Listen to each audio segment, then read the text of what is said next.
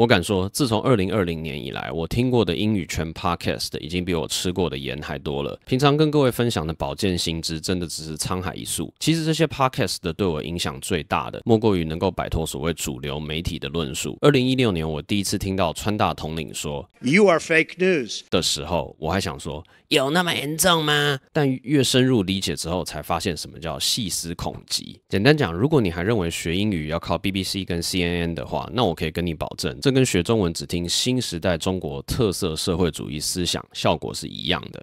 今天我们耳熟能详的西方主流媒体，其实早就彻底丧失了公信力，全面演变成特定利益集团的看门狗。那我认为把这些传统媒体刻意掩盖的真相拿出来跟中文圈的朋友分享，也属于另一种增广见闻类型的生活改善。Life Kaizen 将为大家把生活改善新知定期以超浓缩加划重点的形式制作成影片，供各位朋友参考及分享。您的支持是我持续做这个节目的动力，喜欢的话请务必订阅、点赞、按小铃铛哦。今天这集我们就从英国开始。我虽然没在英国念书，但以前学生时代却深受英国影响。对一个 F1 狂热粉、前切尔西球迷及原天空自行车队死忠，英国对我的意义属于存在即正义的那种。再加上英国也是现代民主制度的滥觞，我对英国的敬仰就有如正如滔滔江水连绵不绝。不过，这一切的一切早就随着2024年7月国会大选而灰飞烟灭。坦白讲，英国自从脱欧歹戏拖棚之后，出位的领导人就如同黄鼠狼下耗子，一窝不如一窝。但现在这位嘛，不能说是难辞其咎，至少也是罪魁祸首。那英国现在面临的社会问题到底有多严重？有请美利坚政治协商会议主席马政委伊隆，有请敬爱的 Elon Musk 阁下来为我们讲讲。You may have seen like in Britain, I kid you not, how can this be real? They are releasing convicted pedophiles from prison in order to put people in prison for Facebook posts. They would actually, some of these posts that at least the ones I've seen, didn't actually criticize the government. they were seen as sort of as hate speech. Right. So because they noticed the society getting crappier and crappier with every year, and they said so. Yeah, I mean, there were, and this is I'm simply stating a fact. There were migrant rape gangs in England.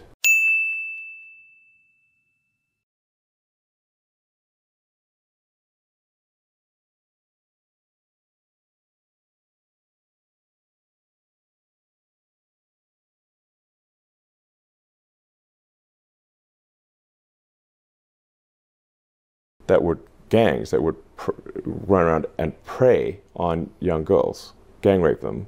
And some people found that objectionable. Obviously, it should be objectionable. And they were upset about that. And so they complained about it online and were sent to prison.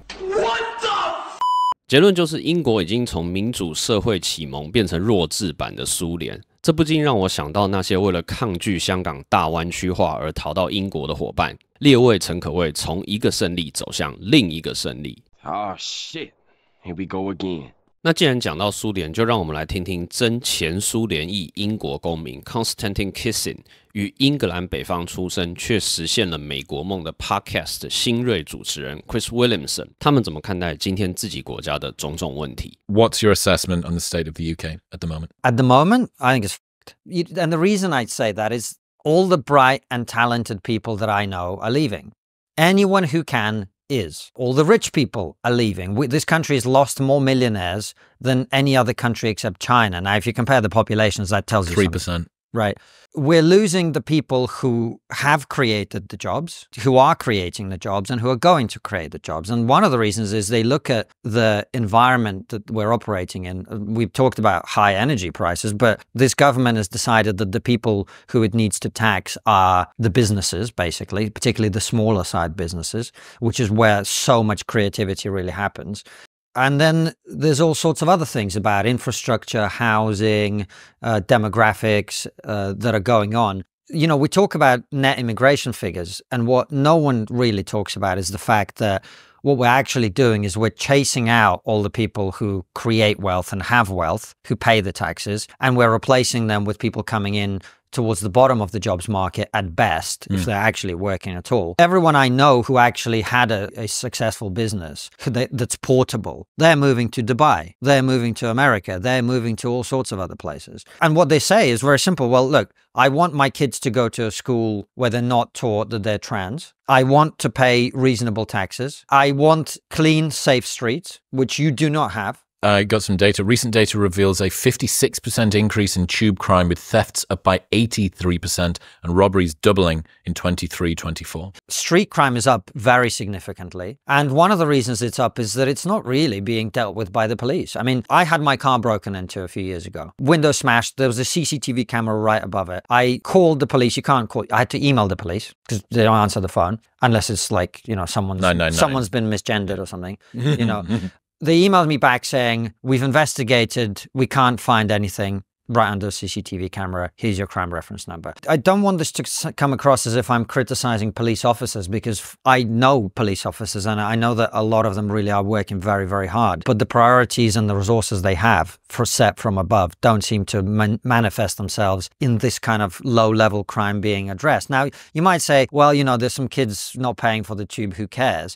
If you are observing people engage in low-level criminal behavior, it makes people feel much less safe about the overall experience, because, well, if they're not going to enforce this, well, what reason do I have to think that if my phone gets stolen? Yeah, the subtext is that more serious things also won't be looked at with care. And they aren't. Why are these crimes in the UK, why is this sort of social fabric disintegrating like that? I think it's partly because the economy isn't growing, and so there's not a lot of money to be put into policing. And when you think that net zero is the way to prosperity,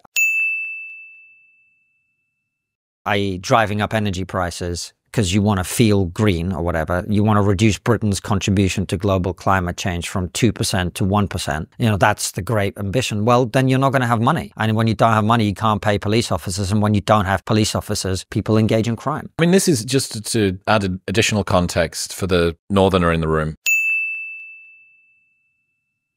This is in London. Yeah. I think the UK has the 6th biggest economy in the world. I heard this really phenomenal explanation, which is the UK is not the 6th biggest economy in the world. The UK is a very poor country attached to a very rich city. London has the 6th biggest economy in the world. Everywhere else can go and get fucked. Like anything basically north of Birmingham can just fall off a map.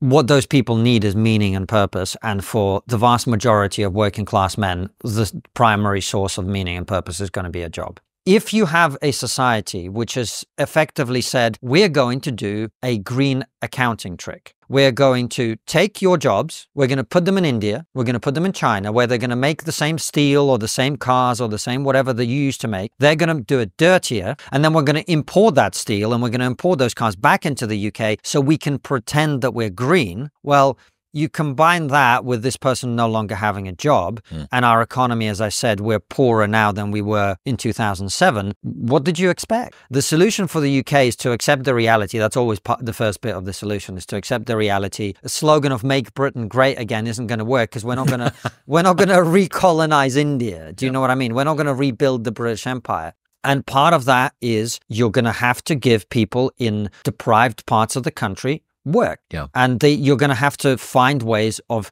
employing them and actually creating things that are of value. And that means, yes, we in the UK may end up paying more for some of the things that they make, but that money is going to go to your neighbor. If we want our society to hold cohesively together, some of the extremes of the globalization process, that is the reason why those people in Newcastle are angry and malevolent and mean and nasty. We're going to have to find ways to actually give them jobs and employment. That means not chasing out the people who are job creators, and that means not pricing them out of the country by making business impossible. 希望大家听过这些内容后，能够更全面的去认识我们的世界。也许它可能跟你听说过的故事有极大出入，但这太正常不过了，因为这些都是主流媒体刻意去掩盖的真相。自由跟尊严只有失去的时候，人们才知道珍惜。另外就是我在想，下次如果入境英国的话，会不会就因为这集节目而被抓进去关了？